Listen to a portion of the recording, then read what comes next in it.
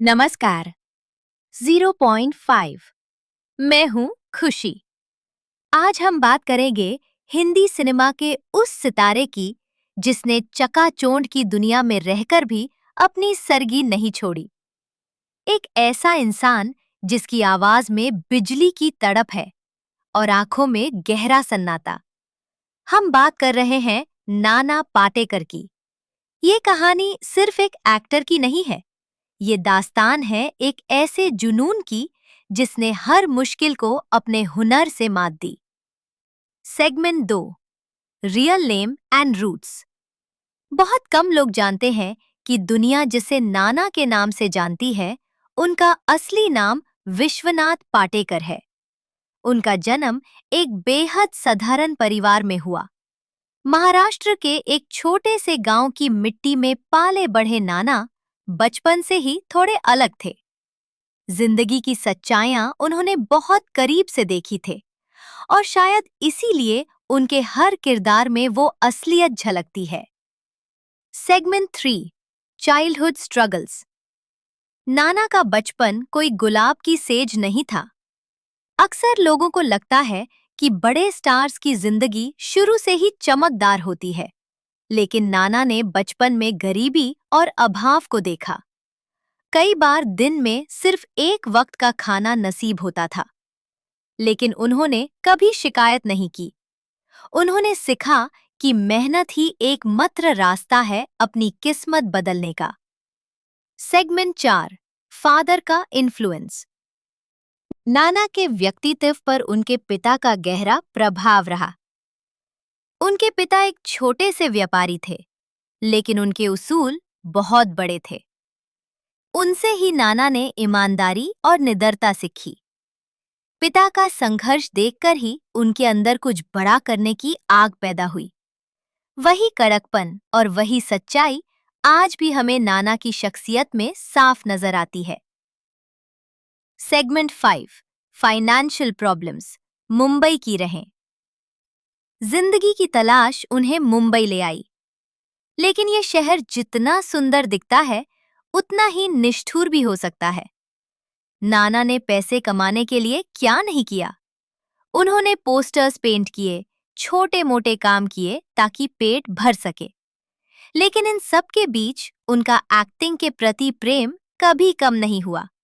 वो जानते थे कि उनकी मंजिल कहीं और है। पढ़ाई लिखाई में नाना का मन हमेशा से ही कला और डिसिप्लिन की तरफ रहा। बहुत कम लोग जानते हैं कि नाना पाटेकर ने sir J institute of applied art से अपनी शिक्षा पूरी की।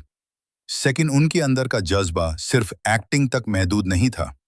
उन्होंने टेरिटोरियल आर्मी में भी अपना योगदान दिया और उन्हें ऑनररी कैप्टन की रैंक से नवाजा गया। यही वजह है कि उनके व्यक्तित्व में आज भी वही फौजी डिसिप्लिन और कड़कपन दिखता है। Segment 7, theatre entry, the real school. फिल्मों से पहले नाना की असली दुनिया थिएटर थी। मराठी रंगमंच पर उन्होंने वो काम किया जिसने बड़े बड़े डायरेक्टर्स का ध्यान उनकी तरफ खींचा। थिएटर उनके लिए सिर्फ एक्टिंग नहीं, एक इबादत थी। वहां न कोई रीटेक था, न कोई ग्लैमर, सिर्फ एक कलाकार और उसके सामने बैठी जनता।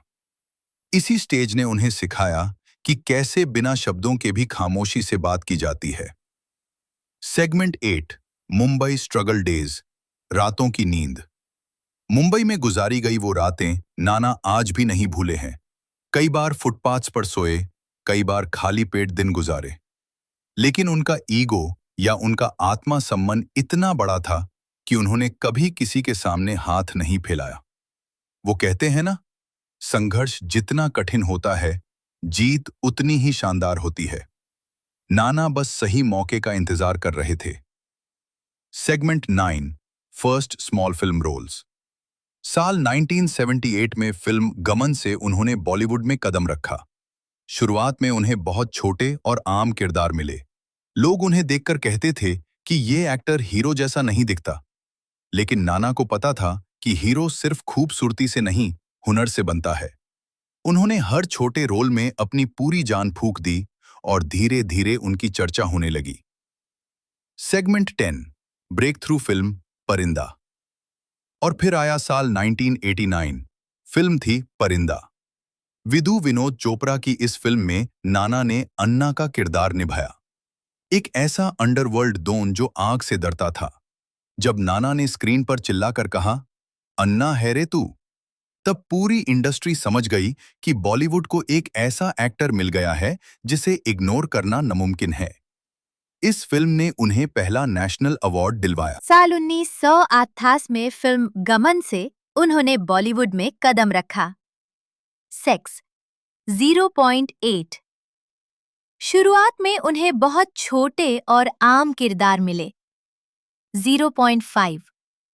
लोग उन्हें देखकर कहते थे कि ये एक्टर हीरो जैसा नहीं दिखता। 1। लेकिन नाना को पता था कि हीरो सिर्फ खूबसूरती से नहीं, हुनार से बनता है।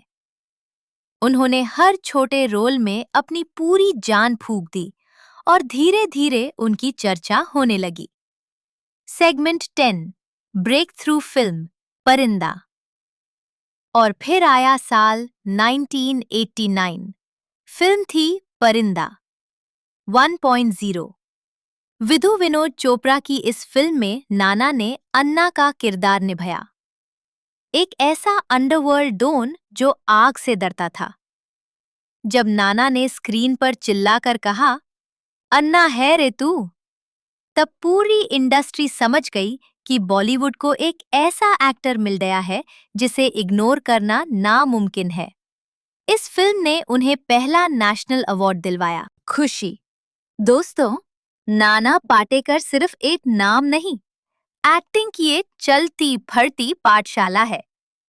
आज के दौर में जहां दिखावा सब कुछ है, वहां नाना आज भी एक पुराने कमरे और एक साधारण सी थाली में अपनी खुशी ढूंढ लेते हैं। उन्होंने हमें सिखाया कि सफलता का मतलब सिर्फ पैसा या शोहरत नहीं, बल्कि सफलता का असली मतलब है अपने आसूलों पर टिके रहना। उन्होंने कभी बड़े ब्रांड्स के लिए एड्स नहीं किए, कभी किसी की चातुकारिता नहीं की। जो उन्हें सही लगा वही कहा, चाहे उसके लिए उन्हें कितनी ही बड़ी कीमत क्यों न चुकानी पड़ी हो। उनका करियर हमें बताता है कि अगर आपके पास हुनर है तो आपको किसी गॉडफादर की जरूरत नहीं होती। Segment 29, the real hero.